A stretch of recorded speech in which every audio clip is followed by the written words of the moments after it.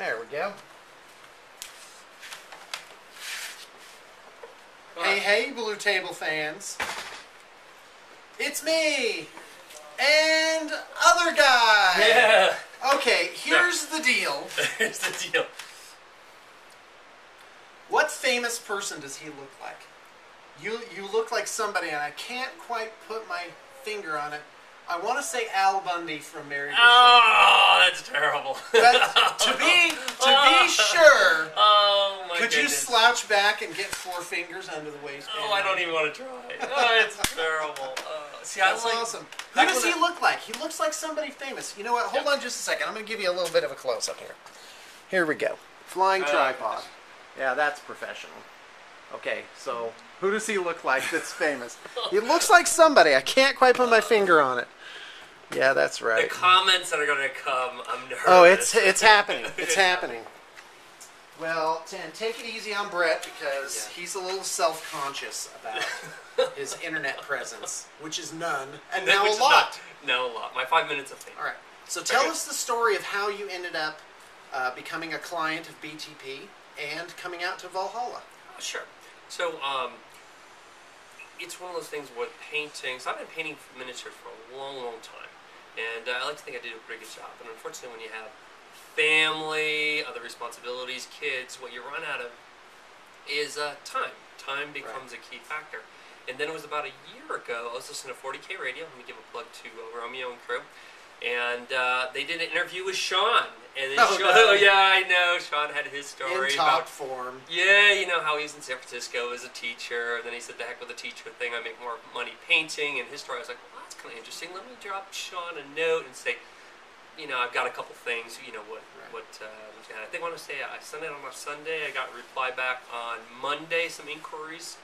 Put a deal in, and that's kind of how it started. And then shortly after that, I started watching your YouTube videos, and the Valhalla thing looked like a lot of fun. You looked like a smaller, intimate well, I wouldn't even call it tournament. It's kind of mini convention, get-together kind of thing, and it looked great. So that's why I'm here. And then you guys have done a number of stuff for me, including my Circle, which I didn't get a chance to play this time, but it's playing Men Off this time. But when I go back, I want to play Circle, because I played a lot of Circle. Yeah, I played a lot against a lot of Circles. So I picked up a couple trips, so that's what happens. Circle of Ouroboros wasn't my fave. Oh, really? This army that I have right now is the army I've had the longest amount of time.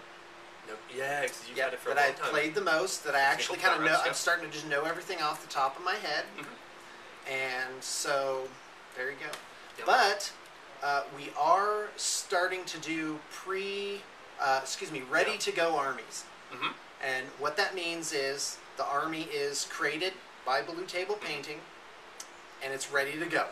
It's just ready to ship when you order it, and option to have it in foam.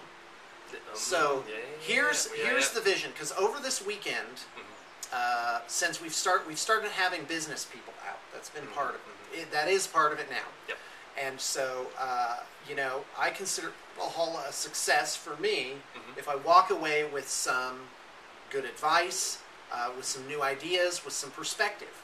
Yes. And I got like 10 good ideas this Valhalla. And if I can say... And the big one, go ahead. Yeah, I was going to say, that was one of the neat things about us being here is listening to Sean and Romeo talk about business. Oh my gosh. And even participating a little bit, so that was very interesting. Yeah, it was like everyone's kind of hovering around. Yeah, we're like... Do this and this. Oh, it was great. It was great. It was incredible. So, what is... Because it seems like I'm all over the map. What is the reason for being for Blue Table Painting? My professional purpose in life is this. All right. Yep. Let me get in close here, because I want everyone to know this. Yeah. Listen to me. You, in front of a table playing war games, opening up this awesome foam case. Oh, and there's your painted figures in there, like jewels. Look at him. Look at the grin on that guy's face, right? Yeah. With awesome terrain, and you're having a great time. That's it. And so just buy it, play it. Get your army, and start playing war games. Yes. I have spoken. That could be our other slogan. I've spoke. Guy, you end up in the middle. This one's weirder than the other one. All right, here we go. So anyway, that's what I walked away with is, what is our reason for being? Mm-hmm. That's it, is the joy of wargaming. We're getting photo bombed. Are we? What are we getting photo bombed? I was imagining like this giant spider's like landed on my head. I'm like, what? Oh, right. What's going on? So I've got to, yeah. So here's the deal. If you can make it out to a Valhalla where we have, I'm going to say semi-celebrities from the wargaming world there. Yeah. Find a way to go to that. We have one ticket, I think it is for October. I think we might have as many as 2. You got mini wargaming coming out? Yeah, mini wargaming and worthy painting. So, and then obviously the other guests and Blue Table and crew, and of course myself, right? The infamous Sean Galen. What's the name of that? What's the name of that guy from Lord of the Dance? Michael Flatley or whatever. Michael Flatley. I am amazingly awesome. Oh, I hope not. Oh God. Good gracious. That's great. No, you can't argue with success. No. You can, but probably not successfully. Success speaks for itself. That's right. All right, so that's where you're coming from. Right. And so tell us a tactic you learned. Give the fans a tip or a trick. Yeah, so the couple things. What I was struggling with before with Bros is the using the stones, because that's key. How to set up the alpha strike, because really with Kaya, it's all about you gotta project your voice. Oh, okay. You started like kind of with the alpha strike.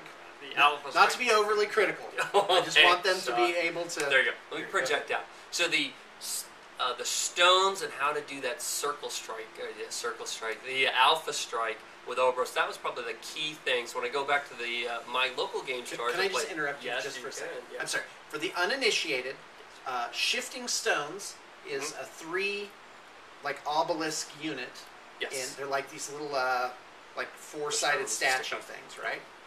And so they form a triangle, and if you're inside them, they can teleport a model out. Right, 8 inches out. Right, and when he says Alpha Strike, that's critical for War Machine Hordes. It's that moment where you go out and you try and kill the other guy. As we were talking earlier, you can do a dance, and then you go for the jugular, and that's the Alpha Strike. And can you deliver a bigger Alpha Strike, and hopefully you don't have to take the retaliation coming back, because that's...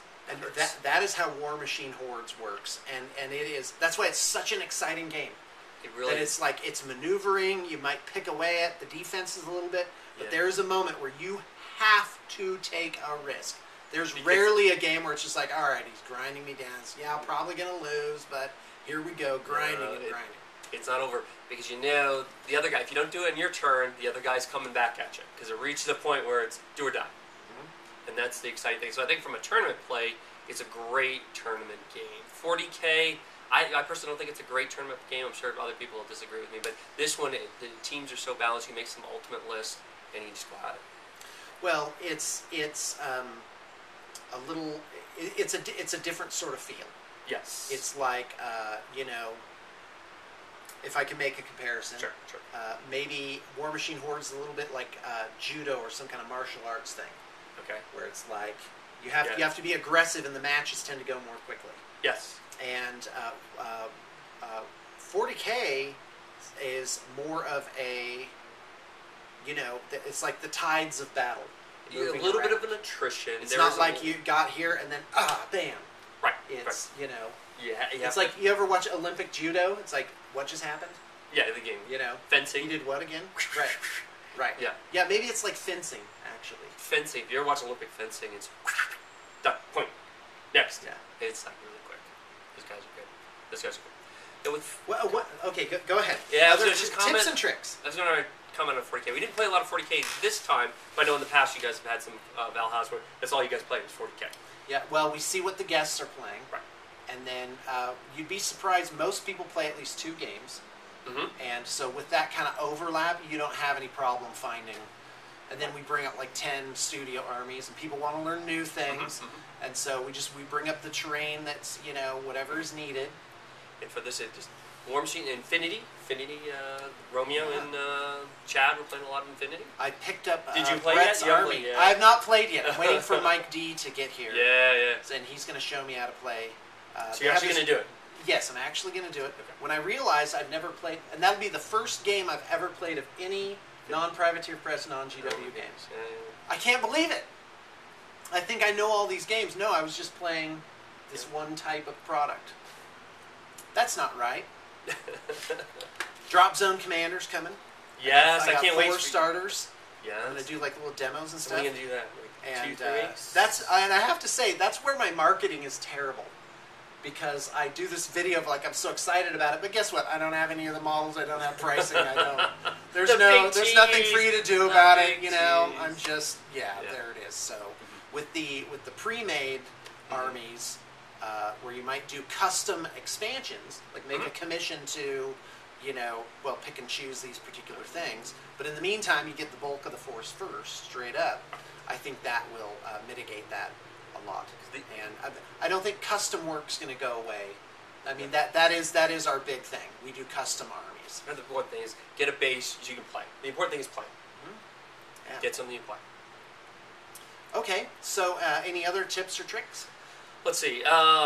Menoth. So I got a chance to play a bunch of casters. I like Epic Krios a lot. Oh, and I don't like him at all. That's terrible. Krios. His feat is awesome. Oh it's my gosh. unbelievable. Well, because it ties into the game. Yes. Because here's why. When you do that strike, finally, when you go for the jugular, there's risk. There is. And half of the risk is, will you hit with your attacks? Yes. So not only does Krios take that completely out, but auto hit. Auto hit. Doesn't matter what your defense is, doesn't matter if they have cover, nothing matters. And you get an extra attack. Yes. So you auto hit, and it increases the damage power too. It's crazy. That one's a great feat. Now there's some other great feats out there, but Epic Krios was a great feat. Now I lost this past one to Romeo, where he outdid me, and he had more stuff than I could attack. Basically, I ran out of attacks. Because with Kaya, the Fury, the Hordes Warcasters are very durable. They can, because they can transfer. You got guys close, spending a Fury. You can dump the damage. That's huge. That's huge. Well, if you have 4 War Beasts.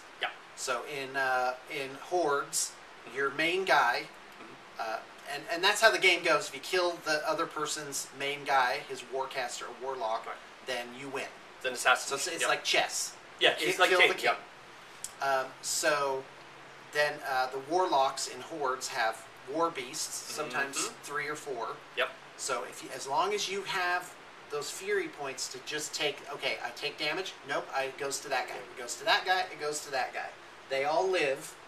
That's how you survive that strike. You know what even say, one of the interesting things about on the Horde side is resource management, because you have to pull the Fury off, use it, dump it, and then keep replenishing. So you have to resource manage it. It's like that Daft Punk song.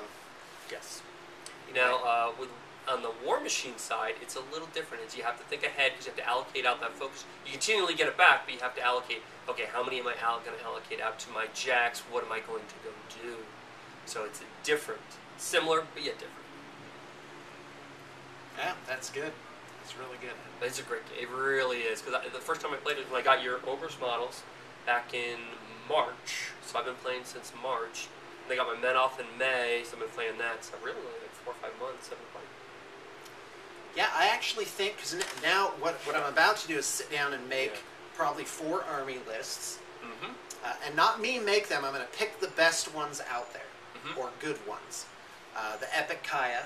The Epic Kaya with War 35 points. You got Epic Kaya, a Druid Wilder, love the Wilder, must take. 2 Stalkers and a Pureblood.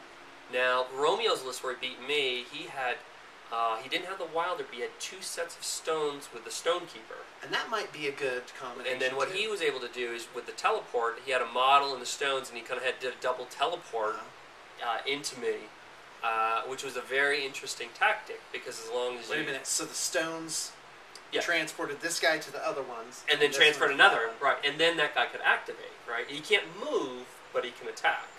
Okay. So it's almost the reach is like 8. You can just kind of get behind. So you go lines. 8.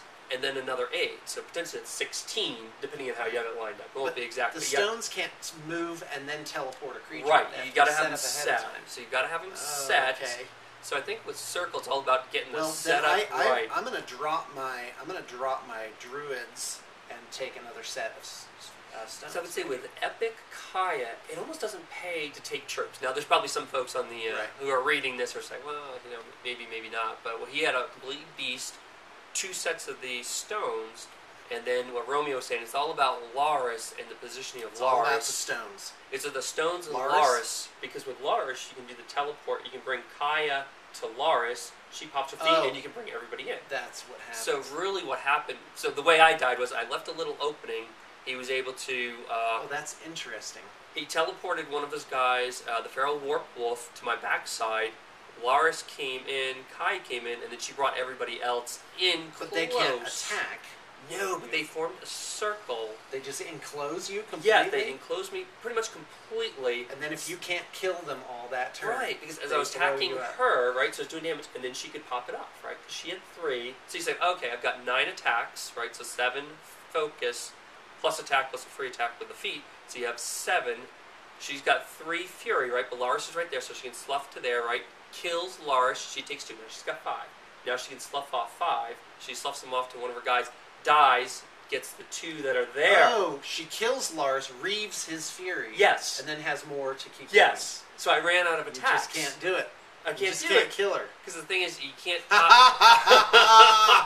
That's brilliant. It was evil. I left a little crack. And it was funny when Romeo was talking about it. He's like, can you do it? Can you not? I'm sure there's people who are watching this. They'll say, well, you can do this, that, and the other thing. But it was really interesting where, a lot of people say, well, can you do it? Can you not? But he did it. He did it. I ran out of attacks. And then he had another one where he did the bowling with the jacks, where he knocked off a bunch of guys. And what was interesting is I had 2 points when I was forming my list. I was like, do I take choir or do I take the book? I went with the choir. On retrospect, maybe I should have taken the book so I don't get the knockdown. Because the knockdown knocked out a bunch of guys, formed the block. I'm so sorry if you're listening to this going, what are they talking about? I know, more tactics. But in summation, War Machine Hordes is really a fantastic game.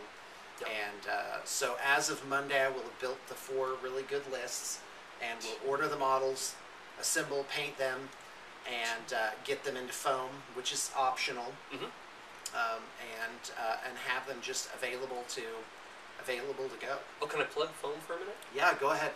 Talk about Battle Foam. Oh, and I want to just before you do that, I want to say something nice about Romeo. Yeah. And that is, and I can only speak from my own experience, is that Romeo has always been so generous of spirit with us. Always, willing to help out or give advice, or and work with us. It's been really nice. Yeah. Go ahead. I would say Romeo's a character, so you got to get past it. But I've enjoyed it. I don't know what that's like. Yeah, it's not like Sean's a character. Well, the great thing is when Romeo's here, this is his 3rd time out to Valhalla. When Romeo's here, I like it because then I feel like I can be off. Because there's no point in me being outgoing and you got Romeo. Gregarious. I'm going to be kind and say gregarious for both of us, and I can just relax and let Romeo do his thing. Yes. Now, talking to Romeo is really interesting about the business and his background. I'm a big fan of Romeo and a big fan of Battle Foam. Because it was back in my game store. I'm going to give a plug to Fat Ogre Games. That's my local game store. Fat Ogre! Yeah, Fat Ogre Games. That's in what city? That's in the Woodlands. And they're moving location. Wait, Woodlands in what state? Oh, Houston, Texas. People are like, they're in the forest? Yeah, are you in the Woodlands now? Woodlands, so, Texas. Hold on. There's a city called Woodlands in Texas. Yes. Thank you very much. Just north of Houston.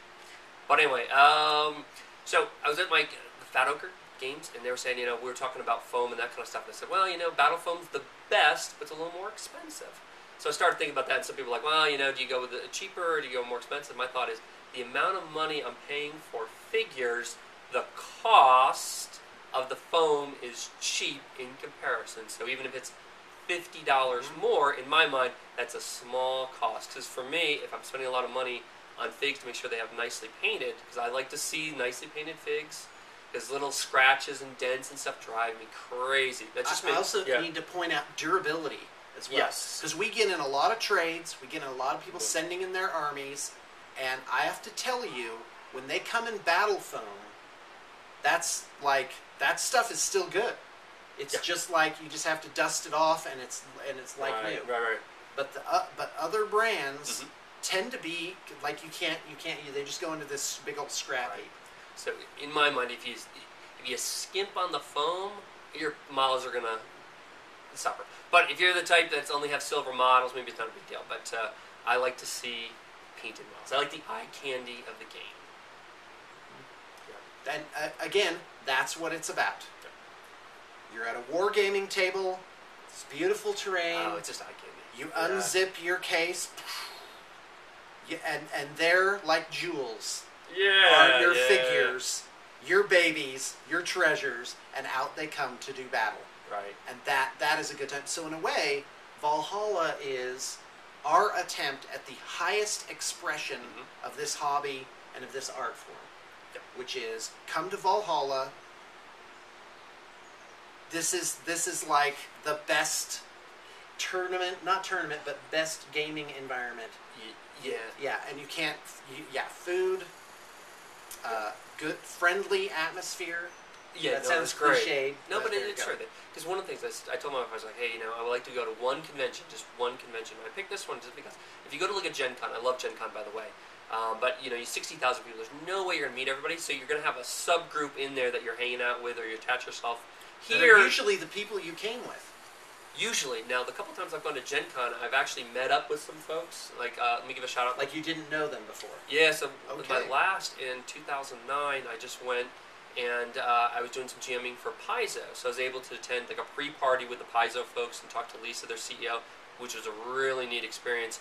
And then I was able to hang out with those folks and like Greg Vaughn. Let me give a shout out to Greg Vaughn. This was like a bit of like an after party type of thing. Actually, it was a pre-party, so I met the guys ahead of time. And then I did all the events, and then I was able to play a little bit with those guys. So that was great. But the thing is, it's iffy and chancy. When you come here, you've already got the subgroup. It's just a better environment because you've already have the group here. Because of the 60,000 people, you're not going to interact with all those folks. You're only going to interact with, 20, 25. And if you get with a big group, it's a little different. But it's simply a different experience. Yes. Because like if you come out here, obviously there's not going to be 100 different stands to look at. Right, so exactly. You don't get that. And as you know, and as I may have mentioned, we are currently looking at a new place for Valhalla. I'm excited about now, that. you can buy your ticket with confidence because we will either be here or we will be somewhere that is equally or more awesome than this place. And just as this place is more awesome than the last place. And you've got some evil plans. We do. Yeah, we do have some evil plans, and plans even more evil. Sarah and I have been plotting away. Yeah, of how we're going to get the vision done. Yeah. Which is, what is the best experience you could have playing miniatures battles? Right. I'm looking forward to what you guys do. Yeah, what does it look like? How good of terrain can we have? This is pretty good. This is I'd say this is the best terrain that you're going to get in a sort of public wargaming environment. Yeah, most likely if you go to your local game store, you're probably not going to see... a little hummingbird. Oh, wow. There he goes. Chances are if you go to a local game store, you're not going to see terrain is good, even though I've seen some really good stuff at some of the local game stores, but this is pretty good stuff. And then got the different boards and stuff. I wish I got a chance to play on the board upstairs, but it seemed like I was congregating on the one board. Yeah, actually, we did kind of just use the village board the entire time. Oh yeah, which is a great board. It's very, it's a good. That's what I'm looking for. Like it plays really well. It's very evocative. It's like, oh, this place is damaged. Oh, stuff has been happening here. I think you get your really harbor board. I still wanted to. Right. Yeah, next time because that was a neat right. Board. Yeah. So yeah, Brett will. Who votes that Brett comes out in 2013? I'm gonna vote yes. Start saving up, Brett. Oh, there you go. Yeah, Start saving up. Now I do have to send. Right. I do have to send my wife to China. She's doing some. Yeah. That sounded like. Is that metaphorical? Or are you getting a divorce? So no. That's it. I'm sending her to China. Send her to China. No. So my wife is. I think going to do a little bit of missionary work because we spent a year in China, in Shanghai, which was a really neat experience. You know, a lot of people when I first approached about, do you want to go to China? And I was like, I don't know. Let me talk to Deanna, my wife. And Deanna's like, yeah, when do we go? So we went, loved it, and have a potential mission opportunity to send my wife back. So I told Deanna, I was like, So we'll she'll send you. just be gone for X amount of time? 2 weeks. I think Oh, so. 2 weeks. Yeah, Oh, okay. Yeah. So I'm sorry. I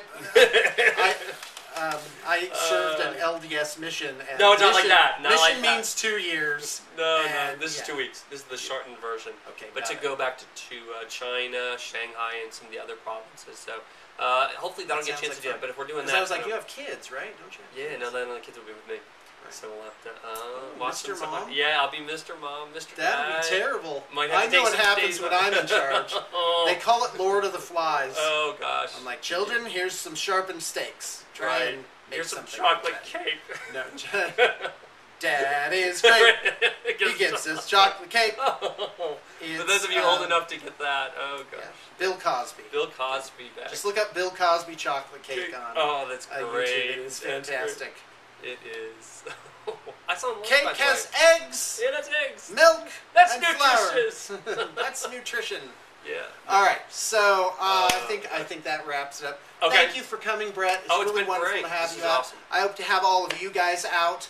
We have just, if you can believe it, bigger and better things planned. That'd be awesome. And we absolutely just cannot wait. Definitely pick up your ticket before we announce the season, which you can do. You can pre-buy a ticket, just a generic ticket. I have a ticket out to Valhalla. You can get what's called a drop pod. That's kind of the standard thing. And that means we put you in a bed, and you might be room with somebody, or you might have your own thing, but you get a place to stay.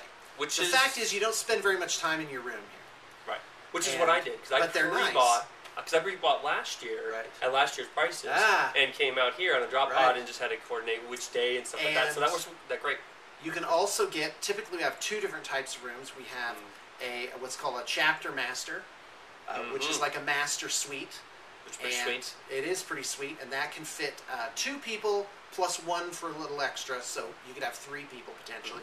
So it could be 3 friends. It could be a couple and an older child. We generally don't have kids out, but if they were like a teenager that was well behaved, we could do that. Right. And we have what's called a captain's quarters, which is basically a single bedroom, and you could have a couple in there, but you couldn't have a third person. And so those are the 3 types of tickets. So definitely pick up your ticket this year before we announce the next year's season. Smart, like Brett.